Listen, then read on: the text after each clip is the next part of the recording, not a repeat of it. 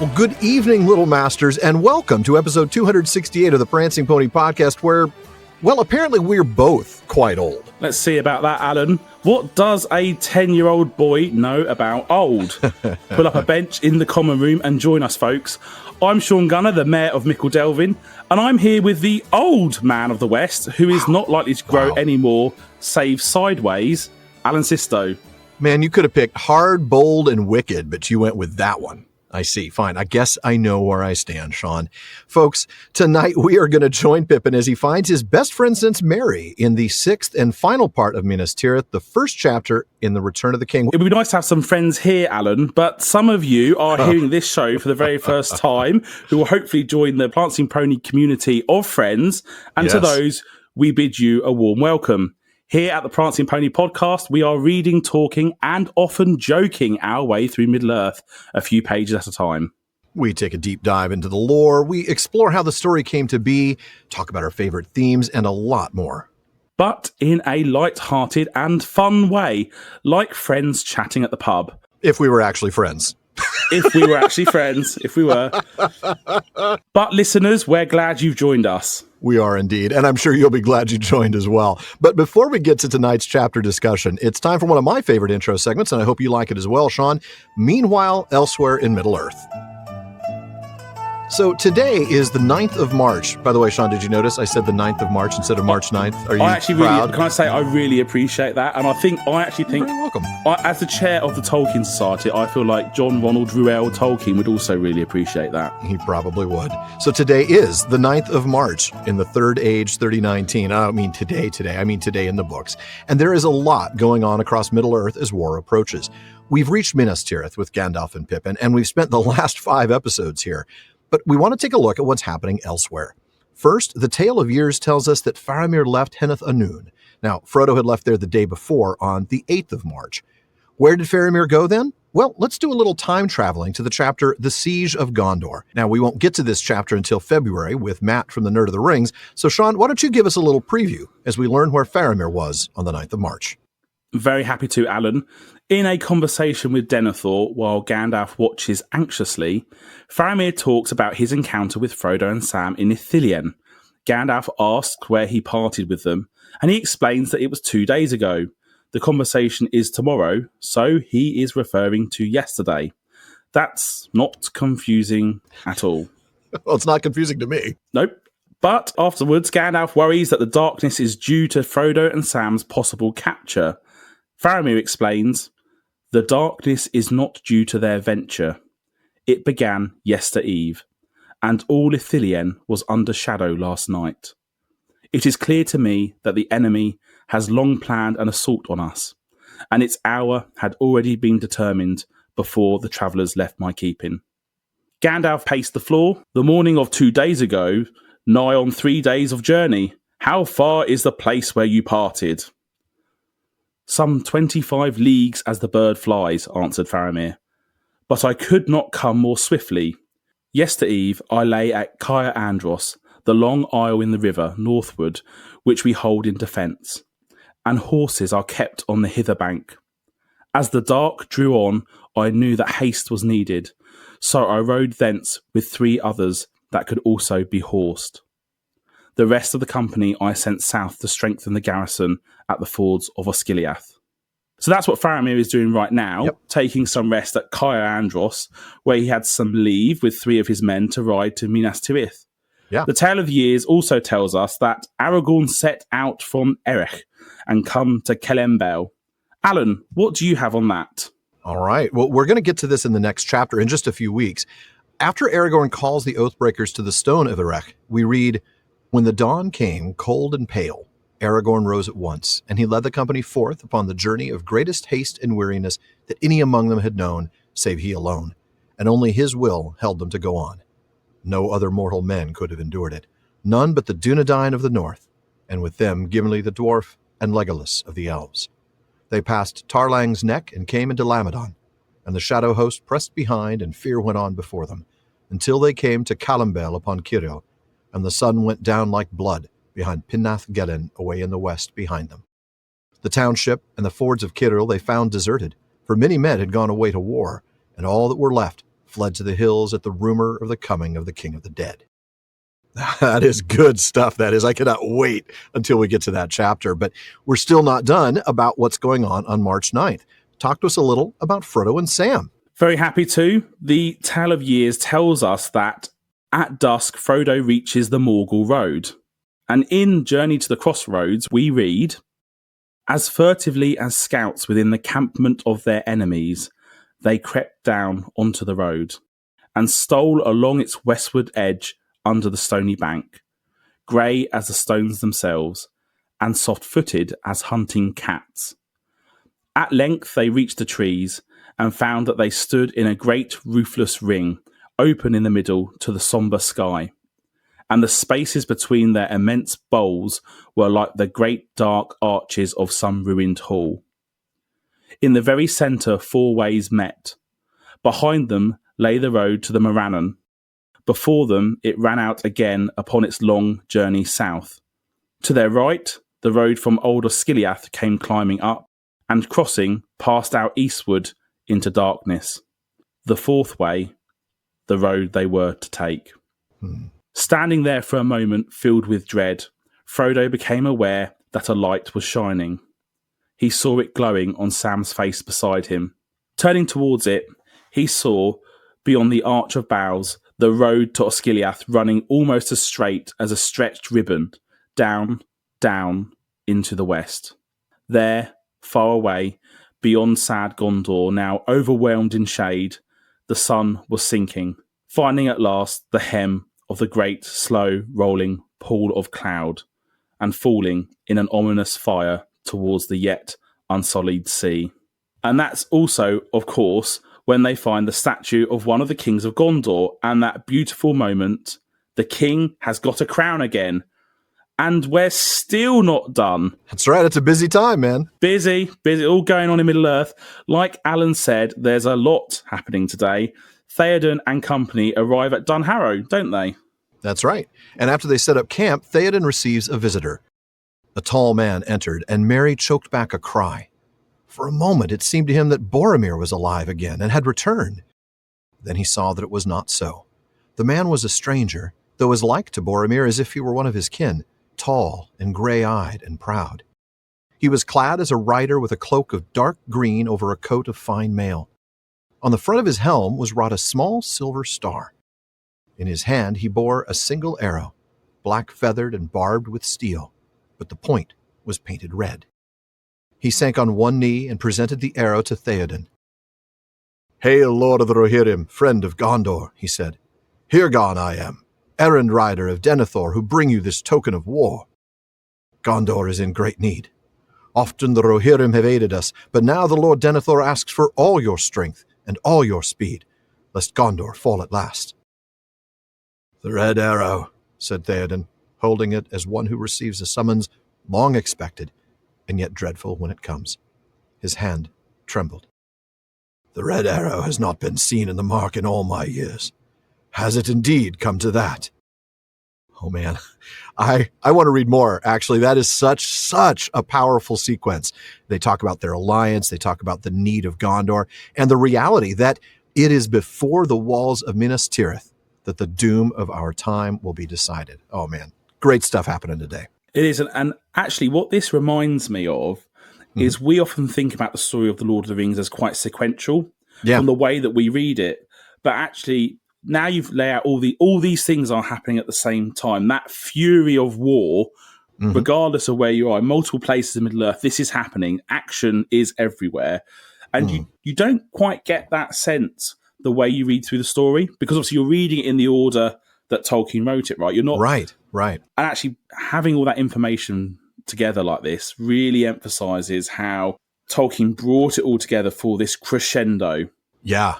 The work he did, the effort he had to make in massaging these timelines, and you can see it all in the drafts. And, when you look through the history of Middle-earth, it is really mind-blowing to see how much detail he put forth in order to get all these timelines to fit correctly. And it just makes for what I think is the highlight of The Lord of the Rings, and that's these chapters in Book 5 that lead right up to the battle.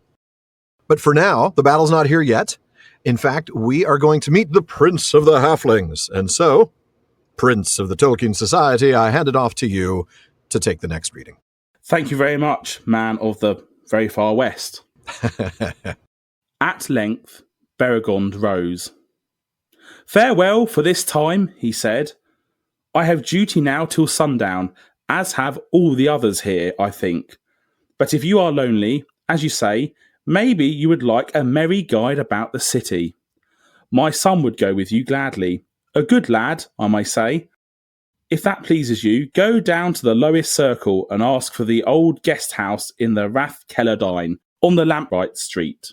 You will find him there with the other lads that are remaining in the city. There may be things worth seeing down at the great gate ere the closing." He went out, and soon after all the others followed. The day was still fine, though it was growing hazy, and it was hot for March, even so far southwards. Pippin felt sleepy, but the lodging seemed cheerless, and he decided to go down and explore the city. He took a few morsels that he'd saved to Shadowfax, and they were graciously accepted, though the horse seemed to have no lack. Then he walked on down many winding ways. People stared much as he passed. To his face, men were gravely courteous, saluting him after the manner of Gondor, with bowed heads and hands upon the breast. But behind him he heard many calls, as those out of the doors cried to others within to come and see the Prince of the Halflings, the companion of Mithrandir. Many used some other tongue than the common speech, but it was not long before he learned, at least, what was meant by Nil in Ferianath, and knew that his title had gone down before him into the city. Nil in Ferianath. I like that. Yeah, it's got to mean something good, right? It doesn't mean short guy that used to hang out with a wizard. All right. So the point here is going back to the beginning of the passage that you read. Breaks over, right? It's time for Bergil to go back to his duties. But he does say, hey, go find my son. He'll be a great guide around the city. I love to think he's a good lad, I may say. It's sort of a half-hearted endorsement of his own son. But also not telling him the name of his son. Yeah, exactly. You just go find my son. No name, but exact directions of where to find him on the Lamplight Street in the old guest house. Yeah. And that's right. And take the hint that maybe you'll want to go down to the Great Gate as well. Yeah. It's interesting that Tolkien gives us the Sindarin for the old guest house in his unfinished index, which is Sinas Iawr. That is the hardest thing to say. Yaur, that sort of, we run into that diphthong, or that, I don't know if that is a diphthong or not, that combination of vowels a couple of times, and it's always difficult. Yeah. That's why I gave it to you. Cheers. Thanks. But yeah. I'll go with Iawr, but it's not right. It's not right. I know it's not right. I think it's right. Yaur? Isn't Yaur? Senas Yaur, I think. We'll go with that. Senas Yaur. And also tells us a bit more about the Rath Cellardine. The Rath Cellardine. Now, in the unfinished index, he explains that Rath is street in a city. Calar are portable lamps, and so Callardan is a lamplight. Plural of Callardan is Cellardine, so it's the lamprights street. Now, according to the section on the history of Galadriel and Celeborn in Unfinished Tales, the name Amroth is actually related to Rath, and it meant up climber or high climber, and the footnote, which is number 16 if you're interested, and of course you are, reads thus. The explanation supposes that the first element in the name Amroth is the same Elvish word as Quenya Amba, up, found also in Sindarin Amon, right? A hill or mountain with steep sides. Amondine, Amon-Hen, Amon, all the Amons. They're all a whole bunch of Amons. The second element is a derivative from a stem Rath, meaning climb, whence also the noun Rath, which in the Númenórean Sindarin used in Gondor, in the naming of places and persons, was applied to all the longer roadways and streets of Minas Tirith, nearly all of which were on an incline. So Rath Dinan, the silent street. That's all in Unfinished Tales. All right, so look, I know y'all thought that with the Lord of the Mark gone, all word nerdery here would cease, but I am pleased to say it is not. It hasn't. But when we go back to the text, Pippin heads out on a hot spring afternoon. He forgoes a nap in his quarters, and he decides he wants to do what any tourist would do, though perhaps maybe not when they're about to go to war. That's he fair. goes to explore the city. But via Shadowfax. Well, yeah. He heads down the twisting roads. He obviously discovers that Shadowfax is basically fine. Of course he is. He's Shadowfax. He's Shadowfax. They've been told to make sure they look after the horse. They're doing as they're told. Yeah. But the people of Minas Tirith, they definitely notice that there is a halfling wandering around the city. Mm-hmm. They stare. They salute courteously. I know it does say to his face, as if perhaps they may not do that behind, but I'm sure that's quite not what the intention is. But I think it's just that then they turn around and go like, hey, come on, quickly, get the Prince of the Halflings. Maybe they turn around and go for a selfie. Look, it's the Prince of the Halflings behind me, man. Can't believe I saw him. You know, like those selfies people had with the Queen, where like the Queen was in the background? Right, they have that with him. Like, look who it is. But, you know, they're saluting in what is noted as the Gondorian manner, and I'd be curious to have a description of the different manners of saluting that there is around the various salutations around Middle-earth. Bowed head and hands upon the breast. So both hands, it's plural, hands upon the breast and bowed head. Which, apologies for bringing film adaptations into it, I think that's how Faramir bows to Aragorn at the coronation. Yes, I think you're absolutely right. I'd have to remind myself, but that sounds very familiar. But Pippin hears people calling for others to come and see the Prince of the Halflings, and he hears something in another language. Now, he figures out that it means the Prince of the Halflings, and that is Neil I Ferianath. I love that phrase. Though you wonder, how does he know quickly that that's what that is? But I imagine it's because it's all he hears, and then every once in a while he hears Prince of the Halflings as well. So he's just putting two to two together. But this phrase, Neil I Ferianath, gives us a chance to dive into a work that we've only looked at once or twice on the PPP, The Road Goes Ever On, a song cycle. Now, this is a book that's mostly of sheet music.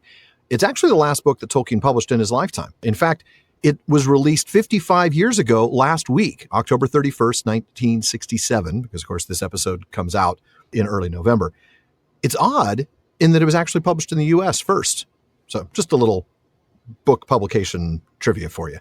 Now, we've looked at this book before to get a really deep dive into Numarie and A Elbereth Gilthoniel. Even if you're not musical, I recommend it for the word nerdery and the lovely Elvish script that Tolkien writes in the book. Why is that all relevant here? Shaun, I can hear you saying that, Mr. Gunner.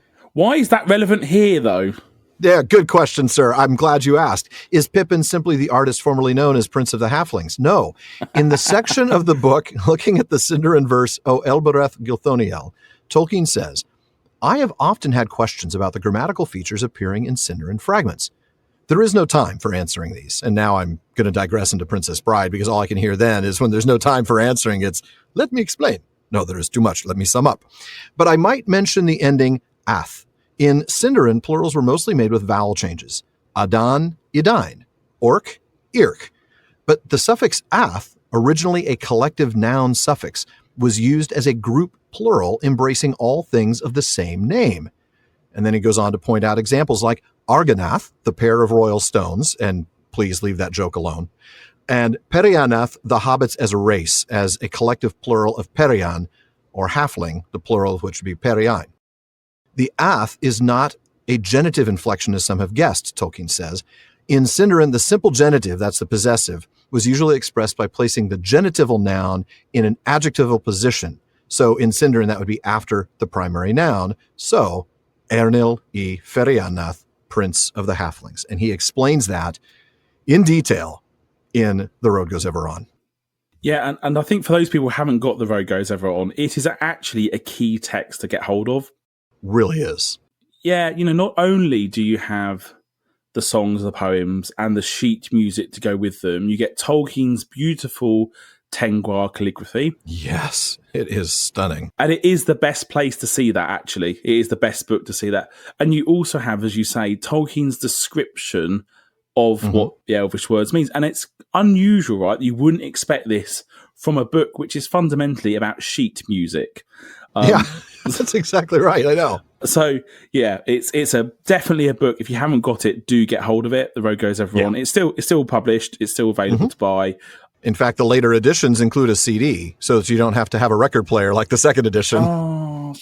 Did I take away your thunder, Shaun? Yes, did I steal your thunder? Yes, yeah. Man, I'm sorry.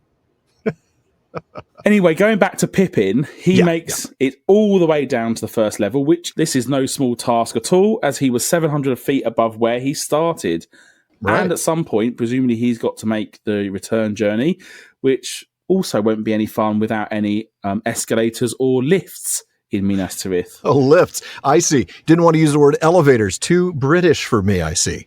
This is, after all, Alan, a British show about a British author and a British book. That is fair. I am. Look, here's the funny thing. I always talk about myself as an Anglophile. Then you come on the show and...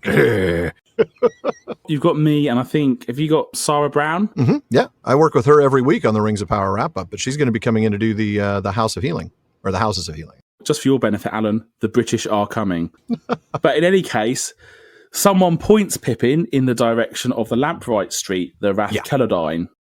He finds the old guest house, which is a grey stone building. Of course, what else would it be in Minas Tirith? Exactly. Imaginative architecture there. I feel like they should probably sack the architectural designer. But it's got a couple of wings that run back and a green area between them with the main house at the back. That's right. And then he spots the boys. Notably, the only kids he's seen in the city. I think we talked about this in the last episode about people who'd left the city, that these guys are still here. But, you know, we know he's only been there since this morning, right? We forget that actually a lot happens in this chapter. It's one very full day, isn't it? It's a big day for Pippin. So one of the kids, sees Pippin, runs over. Sizes him up just like a kid on the elementary school playground. I've been there. Having that bigger kid come over and kind of look you up and down like, am I going to take your milk money? All right, well, we'll come back and take a look at him when we come back from the break.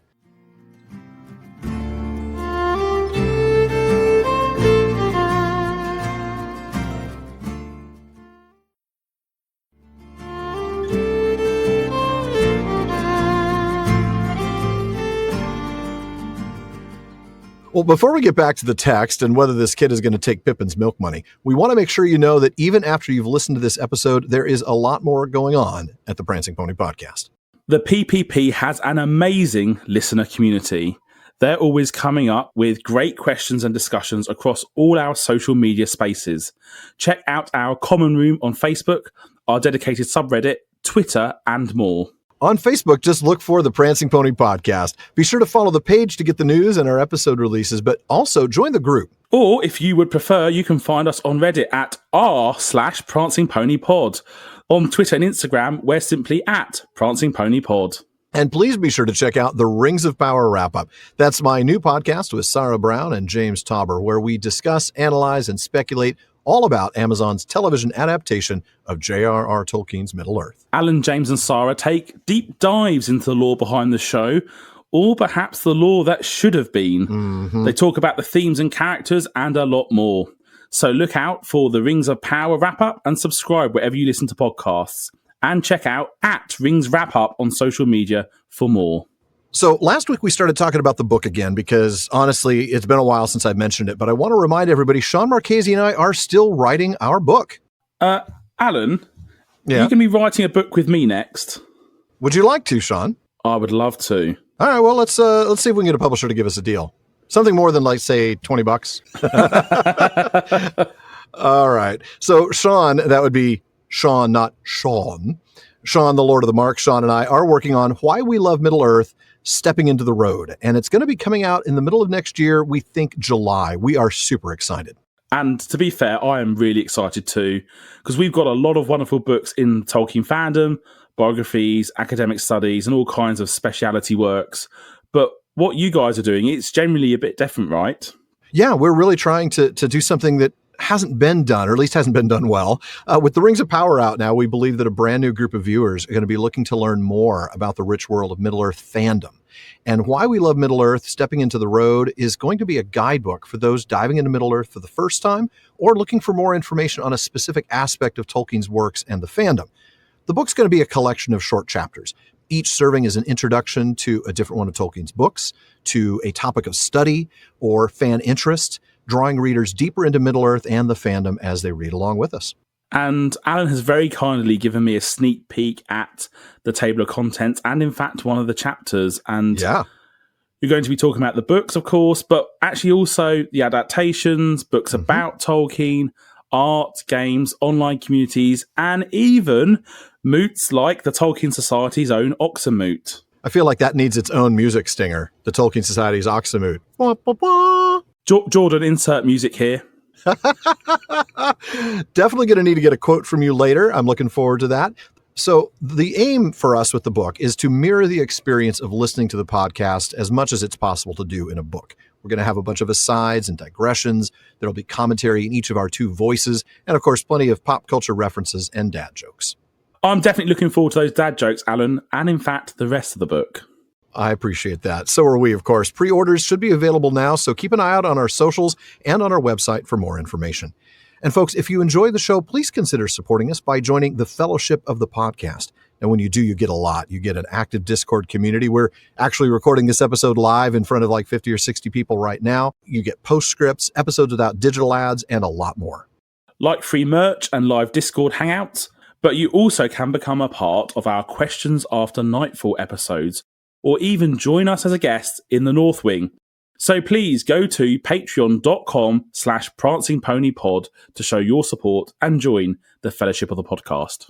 Please do. And you can also help us out by giving us a rating and review on Apple Podcasts or a rating on Spotify. And please recommend us to your friends. Spotify.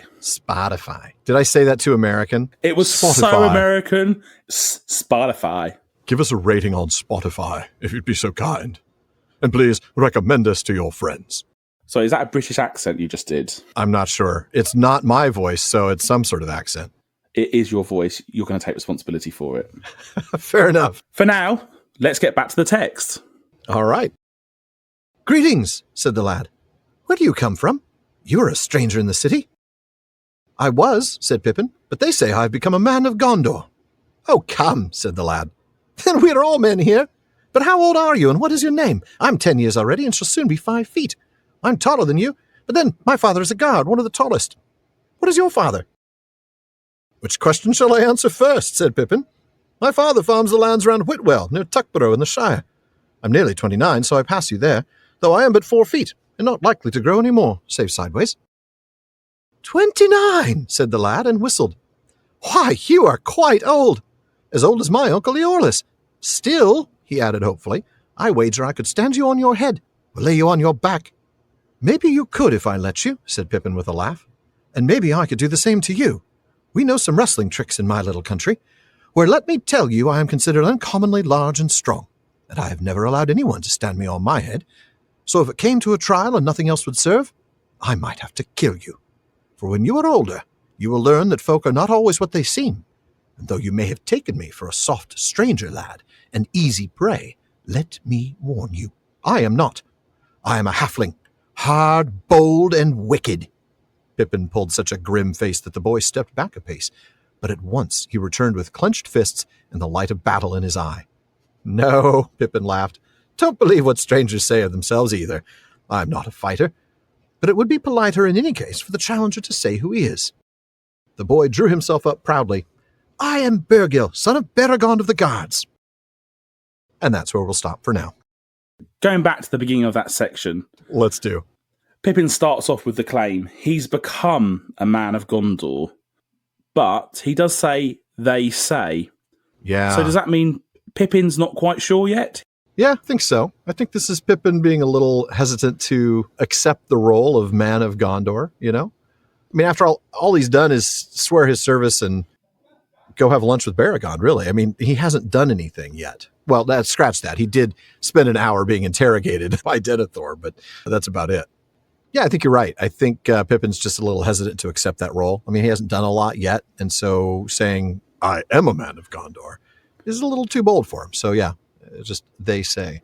I like how Tolkien captures the attitude of a 10-year-old boy quite nicely here, right? I mean, he's kind of mouthy. He's kind of scattershot with his comments, right? If you're a man, we're all men. How old are you? What's your name? I'm 10. I'm 5 foot tall. I mean, he's just all over the map. And as the father of a 10-year-old son, I can say they're all over the map. I also think instead of giving his name, he ends up saying something that's sort of analogous to the modern, my dad can beat up your dad, right? You know, my dad is of the guards. It's a very, of course I'm better than you because my dad's better than you. Pippin then gamely tries to answer these questions, though, right? I mean, not all of them and not in the same order, but, at least he gets out that he's the son of a farmer. He does, and just going into that one a little bit more, Hammond and Skull helpfully give us a little bit of information on Whitwell, explaining that in Tolkien's unfinished index, it's simply, be ready for this, guys, a village on the downs near Tuckborough, home of Peregrine. Then in nomenclature, we read that Wit is usually the shortening of White in personal and local names. And in fact, around where I am, it's rather common here in England. And there are loads of places. There's 6 places called Whitwell, and there's quite a lot of places that begin with Wit. Whitwell just means White Spring or White Stream. And there's, as I say, plenty of them around in the UK. Yeah, even I found a few looking at the map. It was interesting. Now, I hear you all say he's not just the son of a farmer, right? He's the son of the Thain, and that's Shire nobility, that is. He's not just the son of the farmer. He's a son of the Thain. That's Shire nobility. Thank you, Shaun, for voicing the concern of all our listeners there. So I think, though, that gives us a chance to do a real quick sidebar on the Thain. Of course, the Thain was an office of great respect in the Shire. It held a few different roles, right? The master of the Shire Moot, which is an event they held in community emergencies. He's also the captain of the Shire Muster and the Hobbitry in Arms. That's their militia. But let's be clear, the first and last time there was a mobilization of the Hobbitry in Arms was the Battle of the Greenfields in Third Age 2747. That's more than 250 years ago.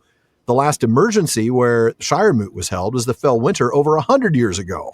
So this is really just a ceremonial office. But of course, it is still the Thain, and that's important. It is worth noting, though, and this was something I didn't know, it is true that Pippin is also the son of the Thain, but his father never thought he'd become the Thain. When the old Took died in Shire Reckoning 1320, about 100 years back from now, the office was taken by his oldest son, Isengrim III, who died 10 years later, childless. So the old Took's second son, Isenbrist IV, took the role, and it then descended through his sons. So Paladin, that's Peregrine's dad, never expected to become part of that chain. But when his cousin Ferenbrist III died without an heir, the Thainship then passed to the line of the youngest of the old Took sons, which meant it fell to Paladin. But that only happened 4 years ago. So yeah, Pippin is the son of the Thain, but the guy who only stepped into the Thainship 4 years ago unexpectedly. Thank you very much for that, Alan. But let's head back to the text. Pippin gives us his age of 29 and says he's only 4 feet tall and unlikely to grow any more. But we know better, don't we? We do indeed. The prologue tells us that he and Merry will end up being taller than Bulrora Took. So we know they're at least 4'5" thanks to the Ent draft. Yep, absolutely. Then we get the hardest line in the entire Legendarium. Oh, we do. This is heartbreaking every time. Heartbreaking. 29. Why, you are quite old. Oh, every time it just gets me. I mean, Brutal. It's right up there with the death of Boromir, if you ask me. But of course, this was followed by a somewhat typical boy's response. I could still get the better of you, with the slightly sense of an unspoken old man at the end. And I guess you know how that feels, Alan. Oh, I was wondering if you were going to try to go there, Shaun. Wow. Brutal. All I know is that at least you're old in this scenario as well. That's enough to make me satisfied. Cheers. Pippin has a rich response here, right? He says he's uncommonly big and strong, and he threatens him. I mean, we all know Pippin would never do anything, but I love this threat to a little boy who thinks he's, all tough. If it came to it, I might have to kill you. And what an escalation, right? They've just met already. He's saying, I could kill you. I could kill you where you stand, boy. Better watch your mouth. I do like, though, he gives him a little wisdom, right? Folks are not always what they seem. I'm not a lad. I'm not easy prey. I love it, a halfling, hard, bold, and wicked. That's, to me, I don't know, that sounds like an ad campaign for a particularly strong drink. It does at least go back to what we know about hobbits. Yeah. Right? Because actually, we often think about them, again, slightly emphasized by portrayals and adaptations, as slightly whimsical, twee people that live in, grass-covered houses. But actually, we know these are hardy folk. And of course, we know from the history of hobbits and the future of this storyline within the Lord of the Rings that they are fighters as well. Yeah, they are. They absolutely are. Especially against 10-year-old boys, where they could probably do quite well. So, even if they are 5 foot tall. Yeah, that's right. That's right. So the boy steps back just a bit, but then he's like, oh, okay, fine. Bring it on. Okay. Come at me, bro. He, comes back, takes up the challenge. And that's when Pippin backs off. He's like, look, I'm just playing around. But hey, the challenger should say who he is. You've asked my name. I don't have yours. But I have to actually go back a little bit to the War of the Ring. I want to read something here. An earlier vision of Pippin's retort, which is absolutely worth reading. And he says to Bergil, well, not that we know he's Bergil yet, but we do know. He says to him, when you have seen more than 10 years, if you live long enough, young friend, and survive the days that are coming, you will learn that folk are not always what they seem. Why, you might take me for a kind-hearted fool of a stranger lad, but I am not. I am a hobbit, and the devil of a hobbit, companion of wizards, friend of Ents, member of the company of 9, of whom your Lord Boromir was one, of the 9, I should say, and I was at the battle of the Bridge of Moria and the sack of Isengard, and I wish for no wrestling or rough play. So let me be, lest I bite. Devil of a hobbit. I love it. Devil of a hobbit. Indeed, but we get to learn, unsurprisingly, that this is Bergil. And whilst we're on the subject of Bergil, we learn that his name is Sindarin for Valiant Star. And of course, you may remember that Beregond was Valiant Man of Gondor, or Valiant Stone, literally. And here we have the same prefix. Now, of course, in this case, it's followed by Gil, which we know from many other names, such as Gil-galad. Right. And Bergil, not only is he quite proud to name his father, but also that he is of the guards. He's clearly proud of the position he held. And refers to him that sort of suggests that he got that position by his size. It's sort of the connection there between, he's one of the guards and he's quite big. And he also is told by Pippin that he looks like his father as well. Yeah. Now, Bergil, he thinks about this briefly, that he'll be sent away. We saw in the previous episode that actually we saw the refugees essentially leaving Minas Tirith. Yeah. But Pippin makes him an offer, perhaps, tongue in cheek. If you would prefer it to standing me on my head, show me around, and I'll tell you some stories. Yeah, that's right. If you'd rather try to stand me on my head, you can do that and I can kill you. Or you can show me around the town and I'll tell you stories, which sounds better to you. I like that. I also thought it's worth mentioning real briefly that in that earlier version that I read a moment ago, Bergil's father's name is not Beregond, it's actually Beren at that point. I don't remember Bergil's name, but he does say not only that his father is a guard, but that he is going to be in the guards as well. So he very much wants to follow in his father's footsteps. I think we get a hint of that here. It is a slightly different version. So yeah, Bergil, of course, not so keen on getting killed by this, halfling. So he's going to go ahead and take him up on the offer. Let's go ahead and get to the gate. The captains of the Outlands are coming. And before we move on to your reading, I just want to touch real briefly on that Outlands thing. Earlier in the chapter, we read that the men of Beregond's company hung on Pippin's words and stories of the Outlands. But here, Outlands is capitalized, whereas there it was not. And I think context is everything. This is referring, of course, to Gondor's Outlands, that is the southern fiefs. But now it's time to see who's arriving from the southern fiefs, and I'm going to have you pick up as they journey towards the Great Gate. Skip a couple paragraphs, if you would. Bergil proved a good comrade, the best company Pippin had had since he parted from Merry. And soon they were laughing and talking gaily as they went about the streets, heedless of the many glances that men gave them. Before long they found themselves in a throng going towards the Great Gate. There Pippin went up much in the esteem of Bergil, for when he spoke his name and the password, the guards saluted him and let him pass through. And what was more, he allowed him to take his companion with him. "That is good," said Bergil. "We boys are no longer allowed to pass the gate without an elder. Now we shall see better." Beyond the gate, there was a crowd of men along the verge of the road, and of the great paved space into which all the ways of Minas Tirith ran.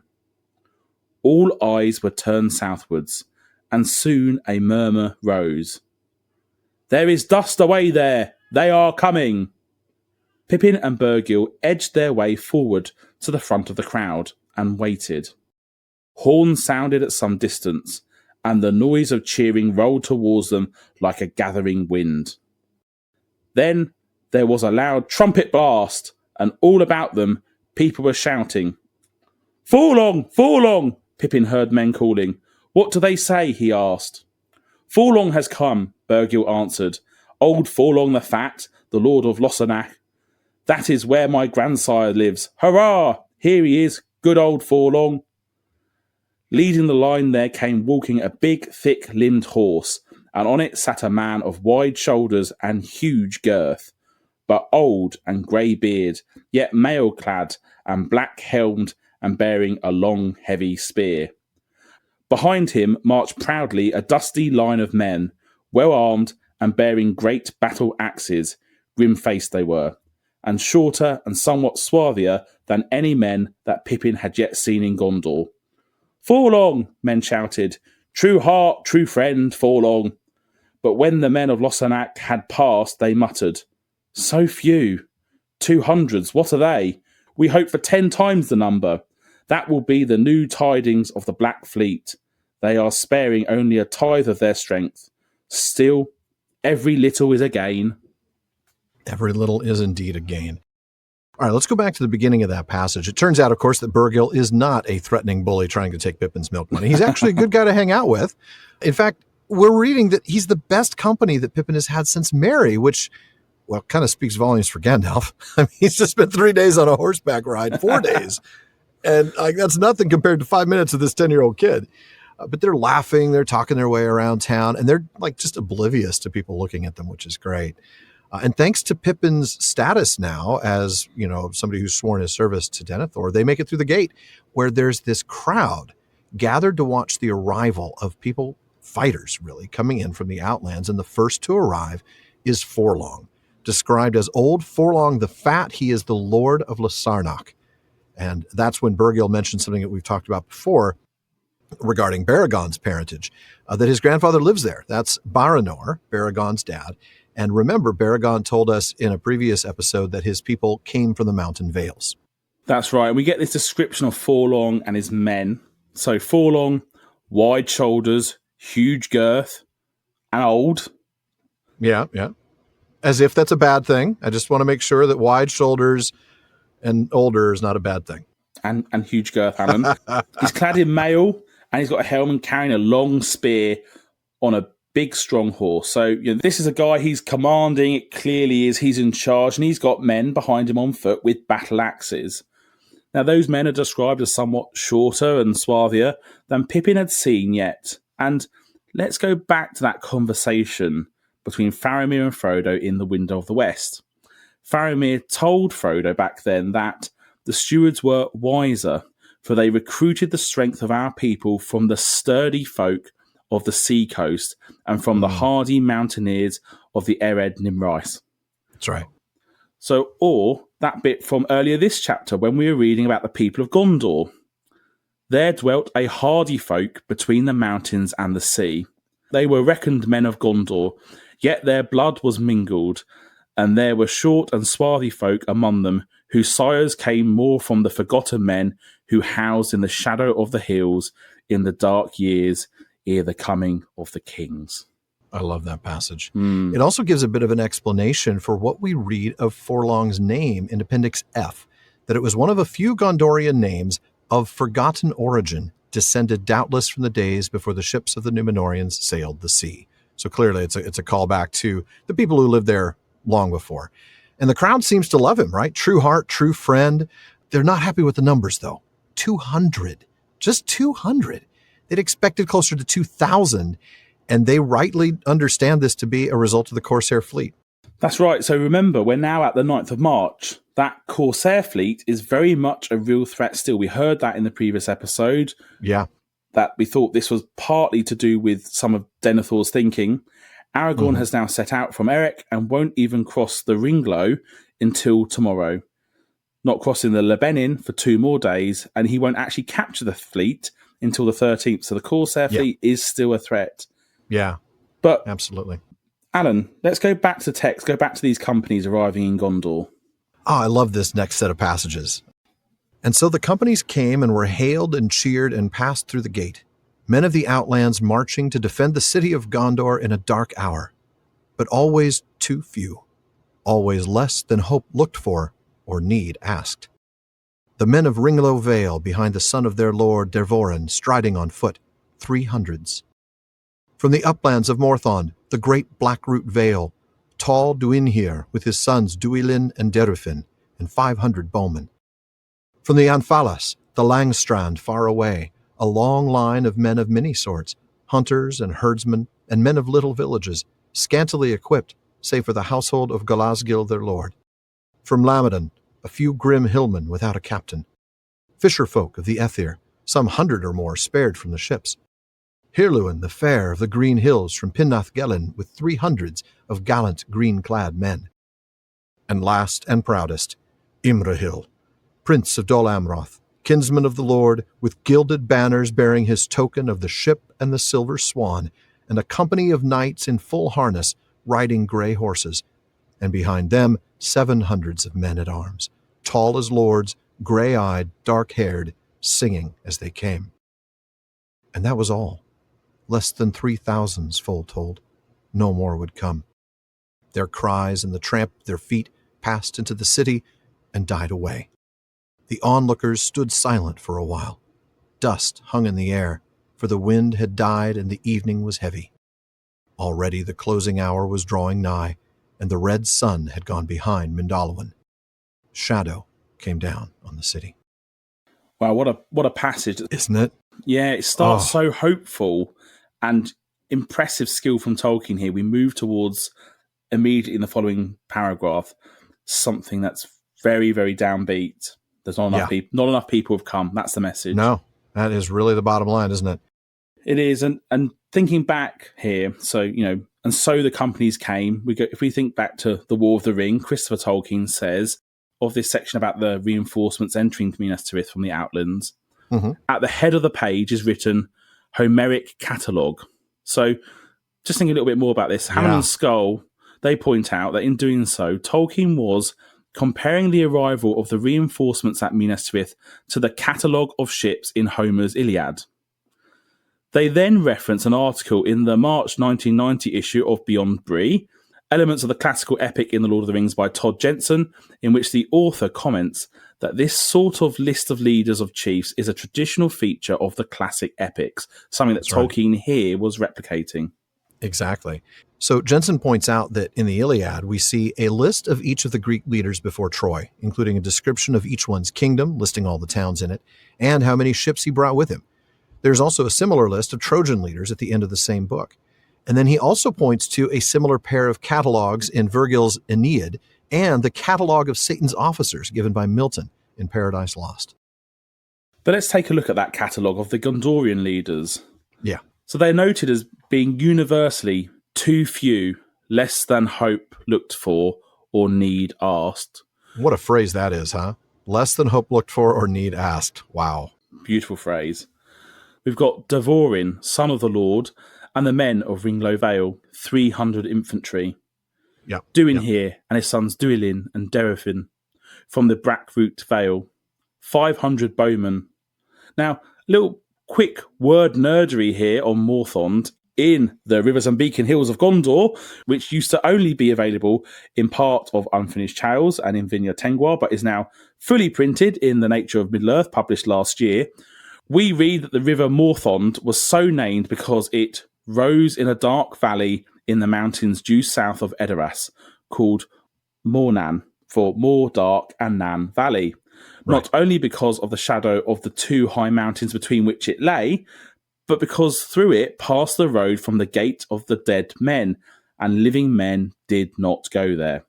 Okay, so it's both dark in a literal sense because of the steepness of the valley, but dark in a metaphorical sense. Right. That's right. And in nomenclature, Tolkien explains that Blackroot is simply the Westron translation of Morthond.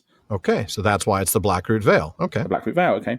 Then going back to the list of leaders, we've got Galasgil, the Lord, and his household, leading a ragtag group of men from Anfalas. That's Sindarin for Longshore or Long Beach. So it's not a surprise that the Westron is Langstrand. Well, yeah, you're not kidding. That's pretty on the nose. Langstrand. I mean, you could certainly decipher that. Going on with the list, which, by the way, I got to say about this list, I love the diversity of people that are coming to the aid of Minas Tirith here. They're all from very different cultures.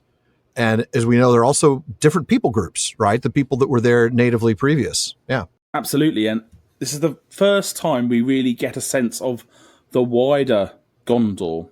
You know, we learn quite a lot, in fact, in this chapter about the people of Minas Tirith, what this city is about. We learn the history of Gondor, but really the history of Gondor viewed from Osgiliath and Minas Tirith. This is the first time we get a sense of who are the other peoples that live in this wider land. I agree with you. This is a very clever way that Tolkien is signalling who are the other peoples that we've got around this country. Yes. Yeah. So then we get some Grim Hillmen, right? These don't even have a captain or a lord. They're just on their own, coming all the way from Lamadon. And Lamadon, by the way, another brief mention of word nerdery. The unfinished index says that this is another one of those pre-Numenorian names, like Forlong. That's a long way to come without a captain if you look at the map. Just a handful of these hillmen. Then we get 100 fishermen from the Aethir. What are they going to do, right? These are not equipped like the soldiers that come with the Prince of Dol Amroth. No, but it does show how many people see this battle as important. Yes. The fact that even the fishermen have come. Yeah. Because if they don't come and they don't help here, they're just, all it does is prolong the inevitable. If Minas Tirith falls, the rest of them fall. So then we get Hirluin the Fair from Pinath Gelin, and that just means green downs. And we get 300 gallant men in green. I love the little bit of alliteration there. The green downs, so they're wearing green. But finally, we get Imrahil, the Prince of Dol Amroth. I love this moment. A company of knights in full harness and 700 men at arms. And they're all tall, gray-eyed, dark-haired, and they're singing. I keep mentioning that, and we will. But I did want to at least mention his connection to Denethor, because we talk about here as his kinsman. In the Peoples of Middle-earth, that's volume 12 of the History of Middle-earth, there is a bit on the line of Dol Amroth. And in that, we learn that Imrahil is the brother of Denethor's late wife, Finduilas.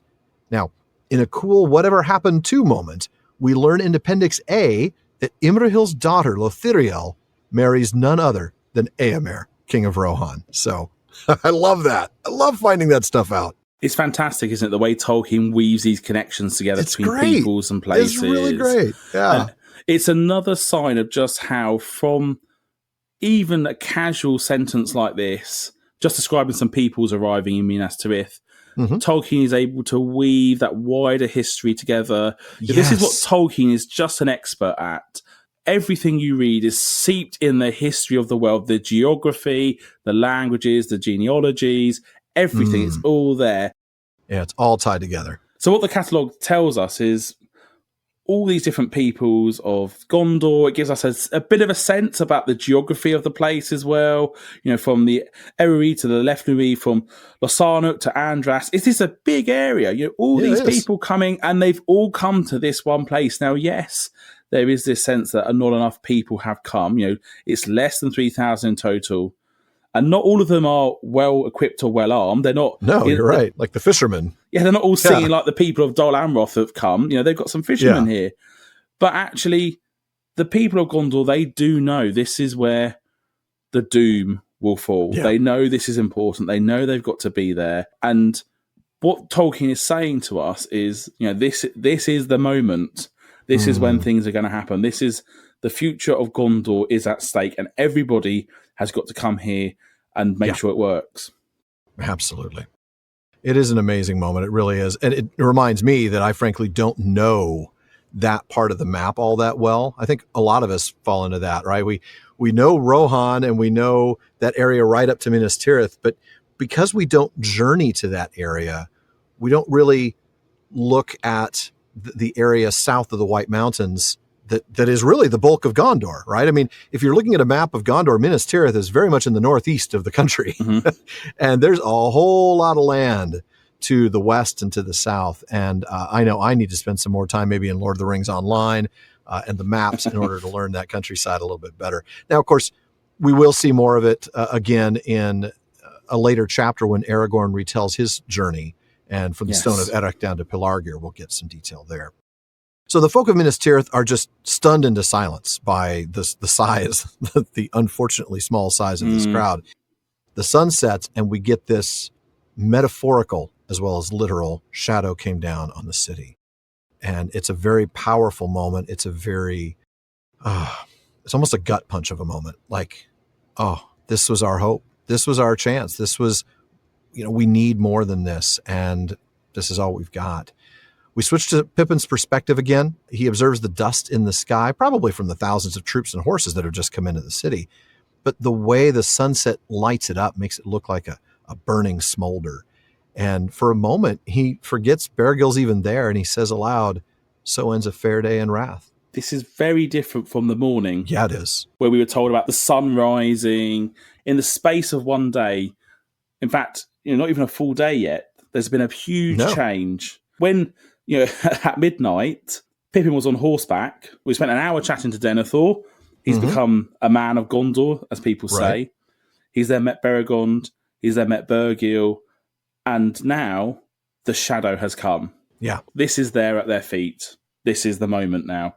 And all the characters are beginning to feel it. In fact, that was a really good catch. There's the sunrise to sunset thing. And here we're looking at the sunset that is, a fair day in wrath. But let's go back to the beginning of that. That we've spent 6 weeks now in this chapter, but I think it was in the second one as they approached the city, we read this. Even as Pippin gazed in wonder, the walls passed from looming gray to white, blushing faintly in the dawn. And suddenly, the sun climbed over the eastern shadow and sent forth a shaft that smote the face of the city.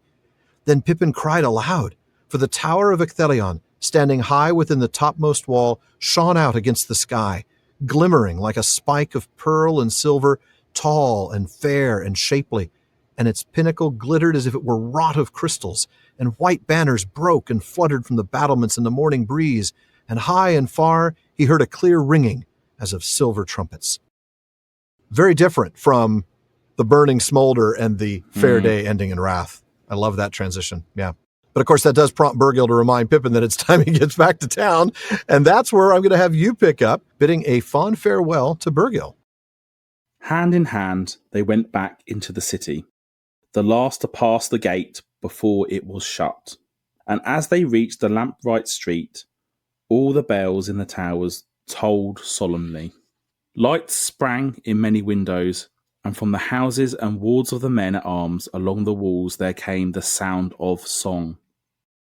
"Farewell for this time," said Bergil. "Take my greetings to my father, and thank him for the company that he sent. Come again soon, I beg. Almost I wish now that there was no war, for we might have had some merry times. We might have journeyed to Lossarnoch, to my grandsire's house. It is good to be there in spring.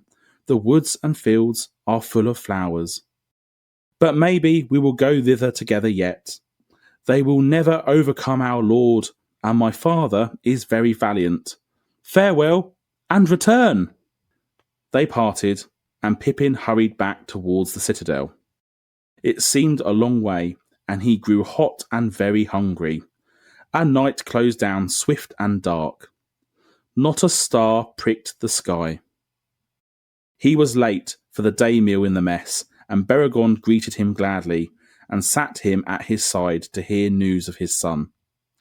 After the meal, Pippin stayed a while, and then took his leave, for a strange gloom was on him, and now he desired very much to see Gandalf again.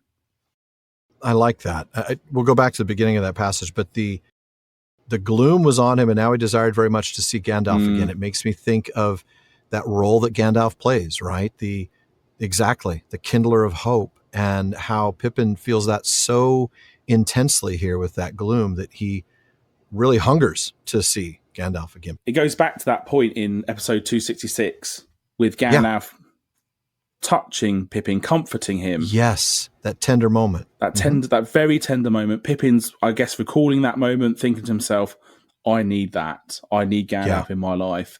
I'm feeling the gloom. I'm seeing that clearly this war is coming. They've seen 3,000 troops just enter the city. They closed the gate literally behind me. Mm-hmm.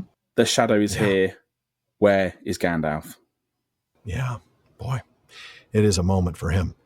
We'll head back to the beginning of that section, right? They go back into the city, making it just in time. Like you said, the gate closes literally right behind them. The bells ring.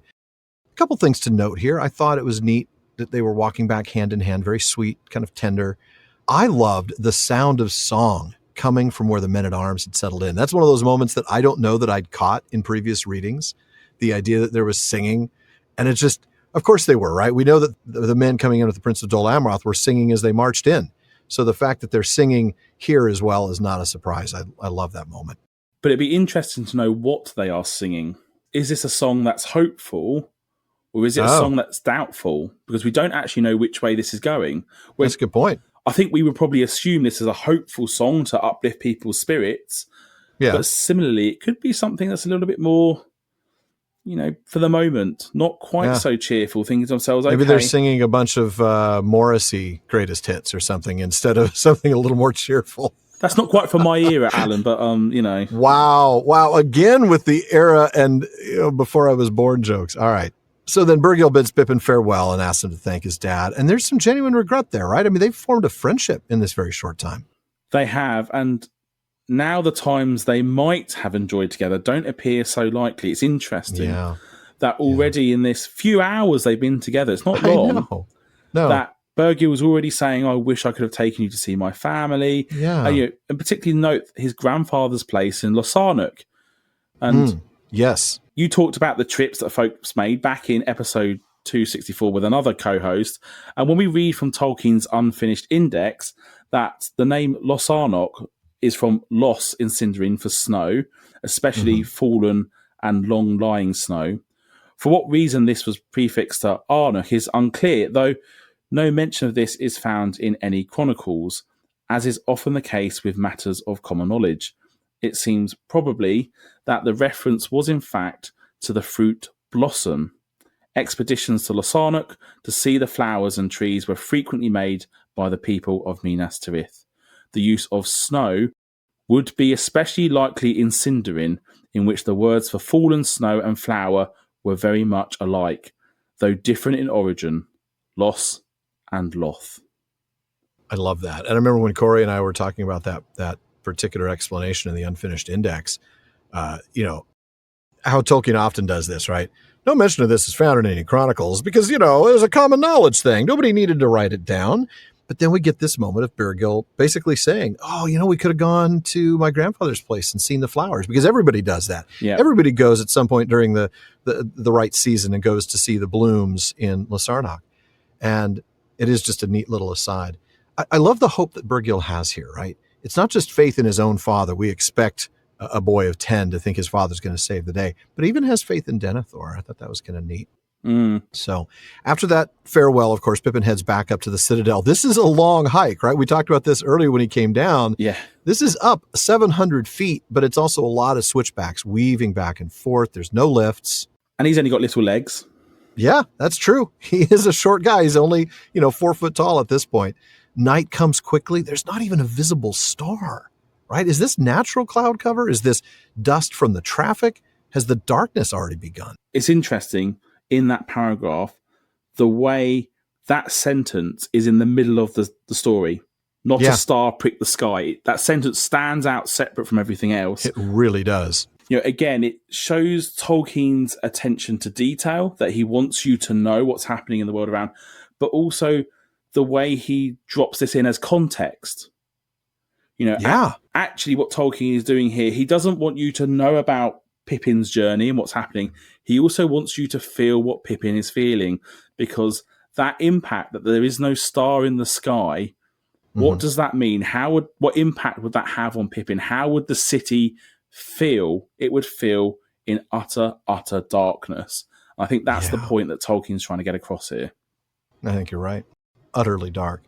So he gets up to supper late, right? Day meal. But he does get to see Baragon, and that's good.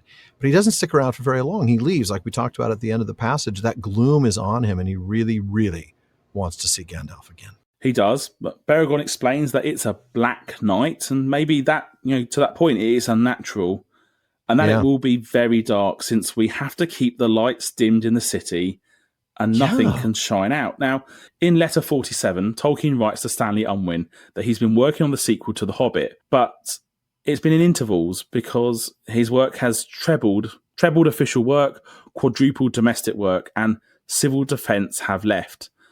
The footnote regarding civil defence points out that in 1942, Tolkien began to serve as an air raid warden. Okay, that's what he's talking about when he says civil defense. Now, even outside the role of an air raid warden, who would definitely know, everybody in World War II England would certainly have understood why Minas Tirith had ordered blackouts. That's right. So when you go back to the Second World War, there was a national obligation that nobody had emitted any light. The reason why is so that the planes from Germany could not find the locations to hit. Yeah. So I'm going to guess this is a very similar ruling here because, of course, in this case, you don't want the Nazgul to know where to go. You don't want the Nazgul to find the Tower of Ecthelion, for instance. You don't want them to find where the garrisons are at night because, of course, at night you're more limited in your ability to defend yourself. True. Much more vulnerable. Yeah, if you've got your lights on, that's a big "here I am" sign. Mm-hmm. Yeah, it is. It was pretty much throughout the UK during the Second World War. Tolkien was familiar with this, and you can see that aspect being imported into the story here. It's interesting because, I mean, the Nazgul, we know that they are airborne, and there's certainly some indications from Baragon that this isn't the first time that this has happened. So the fell riders of the air are the reason why, as you suggest, that they're doing the blackout. We also get a reference to those blackouts in letter number 81 to Christopher Tolkien. Now, I like this because it's a little more positive, and it's dated the 23rd to 25th of September, 1944. So we're nearing the end of the war, and he writes, "There is not much more home news. Lights are steadily increasing in Oxford. More and more windows are being unblacked, and the Banbury Road now has a double row of lamps, while some of the side roads have ordinary lamps. I actually went out to an Inklings on Thursday night and rode in almost peacetime light all the way up to Magdalen for the first time in 5 years." Man, can you imagine 5 years of dark nights? Yeah, so by this point, the Blitz, which is what in the UK we refer to, the Blitz had mostly come to an end. So people were able to put some lights on. And I would equate this, hopefully people might share the analogy here. It's a bit like with COVID. So the restrictions may end, but some people may be wearing masks still, some people may not. And I think that's what Tolkien's referring to here, that variable sense that some people are gradually thinking to themselves, oh, it's okay, I can put my lights on. And you start seeing that, noticing that change. That's interesting.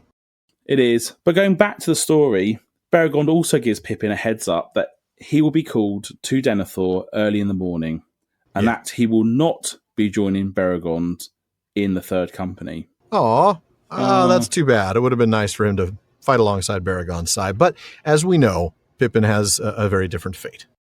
Take us to who Pippin's going to meet next. The lodging was dark, save for little lanterns set on the table. Gandalf was not there. Gloom settled still more heavily on Pippin. He climbed on the bench and tried to peer out of a window, but it was like looking into a pool of ink. He got down and closed the shutter and went to bed. For a while he lay and listened for sounds of Gandalf's return, and then he fell into an uneasy sleep. In the night he was wakened by a light, and he saw that Gandalf had come and was pacing to and fro in the room beyond the curtain of the alcove. There were candles on the table and rolls of parchment. He heard the wizard sigh and mutter, "When will Faramir return?" "Hello," said Pippin, poking his head round the curtain. "I thought you had forgotten all about me. I'm glad to see you back. It has been a long day." "But the night will be too short," said Gandalf. "I have come back here, for I must have a little peace, alone. You should sleep, in a bed while you still may. At the sunrise I shall take you to the Lord Denethor again. No, when the summons comes, not at sunrise. The darkness has begun. There will be no dawn." All right, so Shaun, go ahead and take us back to the beginning of that passage, will you? Yeah, Pippin gets back fairly uneventfully to the lodging she shares with Gandalf, but Gandalf isn't there, and Pippin feels gloomy. That gloom outside, looks out the window, that doesn't help. No. It's jet black out there, so, he tries to go to sleep, goes to bed, but he doesn't sleep well, he sleeps fitfully, but he wakes up and he sees Gandalf walking backwards and forth. He sees the candles are on, there's parchment scrolls, and Gandalf is clearly worrying, wondering, when will Faramir get back? Yeah. Pippin listens to this, but then announces himself, tells Gandalf he's glad to see him. He was gloomy before. It's been a long day. And he wanted to, like two friends, wanted to chat about the day he had at work. But Gandalf has other ideas. Yeah, he does. He not so subtly tells Pippin that he needs time alone. I love that. "I came back here because I need to alone. It's not you, it's me." Yeah, exactly. And he recommends Pippin get some sleep since he's going to go see Denethor at sunrise. But that's when he corrects himself in a way that's frankly a little terrifying. No, not at sunrise. When the summons comes, because there will be no dawn. Now, This is a line that Jackson's team gave to Saruman in the films, but with the addendum for men, if you remember that line. And it fits nicely, actually, with something that we read back in Book 3. Aragorn's with the men of Rohan. He's in the middle of the Battle of Helm's Deep, and we read this. Aragorn looked at the pale stars and at the moon, now sloping behind the western hills that enclosed the valley. This is a night as long as years, he said. How long will the day tarry? Dawn is not far off, said Gamling, who had now climbed up beside him. But dawn will not help us, I fear. Yet dawn is ever the hope of men, said Aragorn. Dawn is ever the hope of men, and yet what is this day? It is the dawnless day. The darkness has begun. And I sort of want to talk about that a little bit, about the despair that Sauron and the Nazgul specifically can create, and how important a weapon that is because of the importance of its opposite, because of the importance of hope. That's right. And I'm thinking back to the previous quote earlier in this chapter when a Nazgul supposedly passed over the sun. Yeah. And they had that instant sense of fear. Yeah, we're going to lose. It's over. That's the sign of our doom. It's the sign of the end of the world. And then just moments later, they're back to having hope again. Yeah. At that moment, if we go back to it, Bergil said, the very warmth of my blood seems stolen away. And Pippin felt that he shuddered and hope seemed to wither. Yeah. So that is the impact that the servants of Sauron have here. This is the most important weapon. Yeah. Because, of course, when you've got the people of Dol Amroth singing, well-armed, ready to fight... That's right. You can't just, weaken them by mortal means, because you can only do that on the battlefield. So what can you do before they get there? You can weaken their heart. Yeah. That's what this is all about. That's what the stories that Tolkien writes are fundamentally stories about hope for a better future, hope for the good guys, hope that we can win. Absolutely. And Sauron, who is a character completely unseen in this story, he never comes out. He sends his 9 servants to suck out, literally drain the hope from people. As we heard there, the blood felt like his blood ran cold. That's what this is all about. And just imagine, this is Sauron. He's not only is he able, you got these servants that can take away your hope, but he can also take away the sun. This is the dawnless day. That's a pretty terrifying prospect. That this person is that powerful that he can control the weathers of the world. He can stop the sun, and his servants, without even laying a finger on you or putting one foot in your city, can make you lose all hope for the future. Wow. It is a powerful weapon indeed. I mean, that's really all you need. If you're able to create that level of despair, you could come in with inferior numbers and win. But they don't have inferior numbers, do they? Oh, no, we'll find that out soon enough. My goodness. So when the summons comes, Gandalf is going to take Pippin to the Lord Denethor again. But I've got a hypothetical. What if Bartleman is the one delivering the summons? Might Pippin be showing up a week or 3 late? I don't know. It's just a thought. But what does Bartleman have in the mailbag for us tonight, Shaun? Well, we've got an interesting one on government. Perfect for you, huh? Absolutely. Benedict Paul asks, how do we classify the different powers of Middle-earth? Rohan, for example, we could reasonably call a kingdom since it has a king. But is Mordor an empire? That would imply to me the encompassing of nations into a single whole, nominally run for their benefit. But Sauron is explicit in his goal of enslaving all that he rules. Or a realm, since Sauron has no line to succeed him. What is the Shire in our understanding? Was Numenor a colonial empire? Are the dwarves a wandering nation? Is Isengard an enclave like Monaco or the Vatican? Oh, goodness. It is time to break out my high school civics text. This is going to be an interesting little answer. As a medievalist, it shouldn't be surprised to find that many of the powers of Tolkien's Middle-earth are monarchies. More than that, what we would call absolute monarchies, right?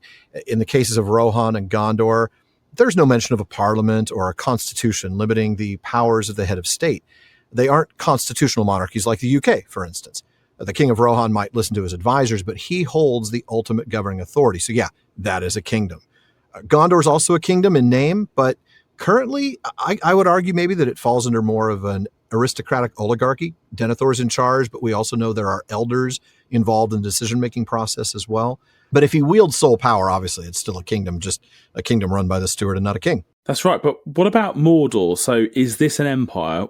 Well, I'm not so sure about this one. So an empire is usually defined as an extensive group of states or countries under a single supreme authority, a bit like the British Empire. There's no indication that Harad or any of the Eastern nations are part of an empire led by Sauron. They're allied to him, that's for sure. Oh, yeah. Yeah, they're sending troops and everything, yeah. Yeah, and they might even be regarded as vassal states. But for now, they appear to simply be allied to Mordor, not a part of Mordor. Right. Mordor itself, it is an autocracy, just as Gondor and Rohan are, but it's a dictatorship rather than a kingdom. Right. And in terms of types of dictatorships, and, this is almost a personal dictatorship, almost military dictatorship, perhaps, a one-party dictatorship, where elections are meaningless. You could also argue if this is all about the cult of the leader, is it a fascist dictatorship? Or if it's about the almost support for Sauron as an idea or Morgoth as an idea, you could also argue it's a theocratic. Yeah, exactly. When you mentioned Morgoth, you're right. You'd start to get into that theocratic thing. Yeah. Interesting. What about the Shire? That's an interesting one. I mean, after all, Marco and Blanco Falahide received permission from Argaleb II, the High King at Farnost, in Third Age 1601 to establish the Shire. And they didn't have a lot of obligations, right? Their only obligation really was to keep the Great Bridge in repair and all other bridges and roads, speed the king's messengers, and acknowledge his lordship. That was then. But whatever it is now, and again, I'm saying now in this particular point of the Third Age, not after Aragorn's restoration of the unified kingdom of Gondor and Arnor. Whatever it is now is very minimal in structure, with only a postal service and the sheriffs. In the prologue, Tolkien himself says the Shire at this time had hardly any government. And of course, Tolkien was famously rather opposed to government in many forms, especially government with a big G. It seems to be, I would argue, maybe a libertarian democracy. I mean, folks do vote for a mayor, but there's minimal actual government. So that's kind of what I'd call it at this point. What about you? I think that's a fair description. But as for the others, so we got the question about Numenor. Now, Numenor's definitely a kingdom. It definitely is. There has a king. It's ruled by a king. That's pretty clear. I think there's a good argument here that there is a bit of a colonial empire. From their outposts in Middle-earth, it does look like that's what they're doing. And, perhaps Tolkien got inspiration from another island nation that went setting up a colonial empire. So, yeah, maybe. There's one of those, yeah. In terms of the dwarves, now this one's probably a little bit more challenging. So they aren't a single group necessarily. They're an entire people. It definitely looks like some parts of the dwarves are kingdoms. Belagost, Nogrod, Erebor, when it's not got a dragon in it, when it's got a dwarf in it, definitely looks like it's a kingdom. And just as the elves, they have various realms, and it looks like the dwarves have the same. So given that they always have a king, though, it seems to be the case that even though they're wandering, even if they are wandering without a home, they still are a kingdom, even if they don't have a realm in which to live. Of course, what we do know is even when Durin's folk are not in Erebor, they do have a realm in the Blue Mountains. Exactly. I mean, they may not be where they want to be, but they do have a realm. So yeah, they're a kingdom as well. I like the question about Isengard. Is it an enclave like Monaco or the Vatican? But I want to clarify that an enclave just describes the geographical setting of a state. It doesn't describe the nature of the state politically. It is a place that's completely enveloped and contained within the borders of another state. He gives a couple of examples. The Vatican City, that's a great example of an enclave. Monaco, of course, is actually a semi-enclave because it has an open sea border. And Monaco, in terms of its nation, in terms of what it is governmentally, it's a principality, rather like Dol Amroth. It's something that Corey and I talked about in the postscript to episode 264. So if you're part of the fellowship of the podcast, go listen to those postscripts. Vatican City, on the other hand, you mentioned a theocracy earlier. That's very much a theocracy in the form of an independent city-state. Isengard would be neither of those. Before Saruman took over, it was simply part of the Kingdom of Gondor. When Saruman took it for his own in Third Age 2953, I suppose you'd call it a dictatorship. But then, arguably, under the influence of the Palantir, it becomes, in a way, almost a fiefdom of Mordor, doesn't it? I think that's right, Alan. It's very difficult to call this a kingdom in the sense that Saruman isn't a king, but as you say, an enclave or exclave is just a description of a geography, not the type of government. Right. In terms of Saruman's behaviour, he behaves like a dictator. So in that sense, it's probably just another type of dictatorship. And is this is it a fiefdom of Mordor? Does it count as an independent dictatorship? I think it's quite difficult to tell because, in a sense, this happens over a relatively short period of time. Yeah, his rebellion into becoming an antagonistic force is over, like you said, a very short time. Yeah, and actually, he's not really a force for very long at all. No, that is true. So he's an antagonist, but not really a force. So it's quite difficult to know how we define it. Of course, what we do know is perhaps Isengard becomes a part of the Empire of the Ents at the end of the story. Yeah, that's a very good point. The Empire of the Ents. The Empire of the Ents. Perhaps more of one of those, I'm not sure how, it's kind of a commune, perhaps you describe it, maybe? Yeah, I could buy that. I like the Empire only because of the alliteration. Makes perfect sense there, but yeah. And it's satisfying. It feels like the Ents have grown and they've taken over Saruman. That empire once expanded all the way to the old forests, right? Exactly. Now it's, So, Alan, do we have time for one more? I believe we do, but this isn't a question from a listener, Shaun. This one's actually from me. Now, this is our last episode together until you return in July when we cover the last debate and the Black Gate opens. And I wanted to ask you if there was anything you wanted to make sure our listeners knew. Maybe something about the Tolkien Society or just how awesome it is to co-host episodes of the Prancing Pony podcast. Well, I want to say, Alan, thank you very much for inviting me onto the show. It is wonderful. It's been my pleasure. It is absolutely wonderful to be a co-host here on the Prancing Pony podcast, and I'm so looking forward to coming back. You guys, in the relatively short time you've been around, have become a real institution in Tolkien fandom, and I think you guys should be very, very proud of everything that you and Shaun have achieved. Thank you. That is very kind. I really wanted to give you this as a spot, not to tell me how great the show is, but to talk to me about the Tolkien Society and about what you're up to these days. Well, as you give me the opportunity to, Alan, I'm very happy to talk about the Tolkien Society. So Good. We obviously celebrated our 50th anniversary before lockdowns. That was in 2019. And I'm now in my 10th year as the chair of the Society. Yet the Society continues to grow from strength to strength. We've got nearly 4,000 members now across the world in 72 different countries. What we are working towards now is we are really building up some financial reserves, and we're looking at what we can do with those going forward. We've obviously refreshed Amon Hen in the last 2 years. Yeah. That looks amazing now. And actually, it's going through another subtle refresh as well.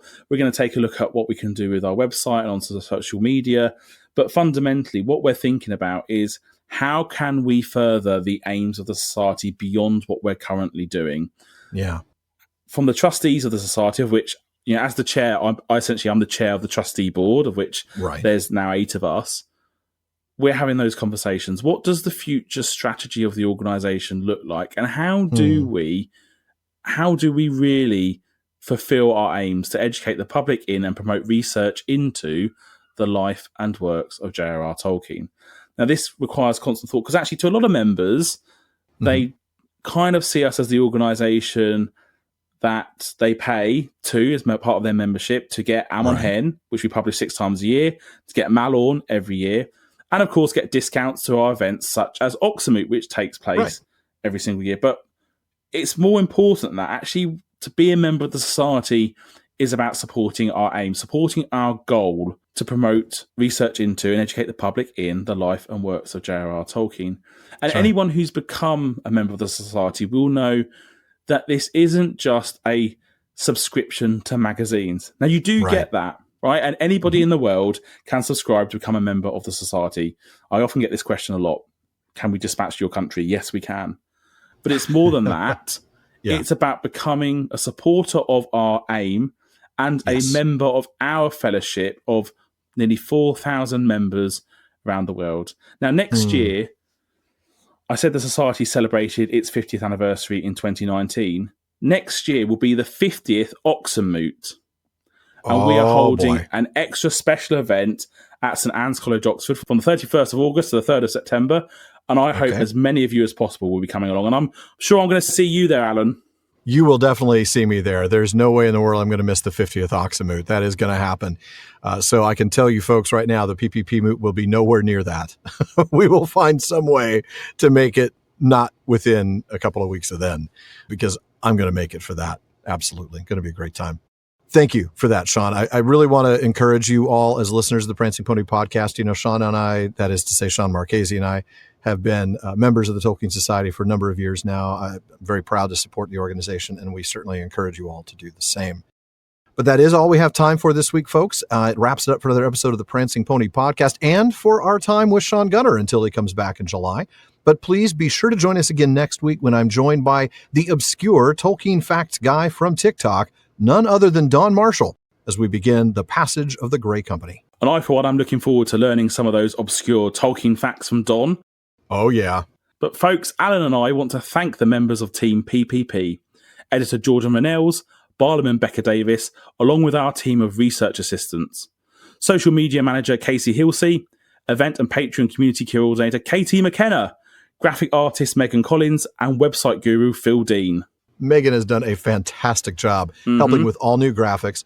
She's done an amazing job with the rebranding, really helping it get that on board, and has also done chapter-specific artwork, which is fantastic.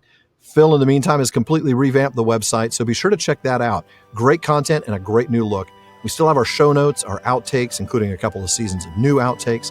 We have our Prancing Pony Ponderings from years ago and our online storefront, where you can get all kinds of newly designed PPP merch. And you're also going to want to visit our library page. The Prancing Pony podcast is first and foremost a podcast about the books. So if you're interested in a book we've mentioned on the show, you'll find a link to it in our library. We do get a small amount of compensation when you make your purchase, and we thank you for that. Indeed, we do. And we also want to thank our patrons at the Kierdance contribution tier. We're going to start with DeMay in Alaska, James in Virginia, Tamsin in Minnesota, Chad in Texas, Lance in New Jersey, Paul in Colorado, Jerry in Texas, Mario in Utah, B in California, Joseph in Texas, Kathy from North Carolina, Lori from Washington, Carlos in California, Brian in the UK, and Ned from Connecticut.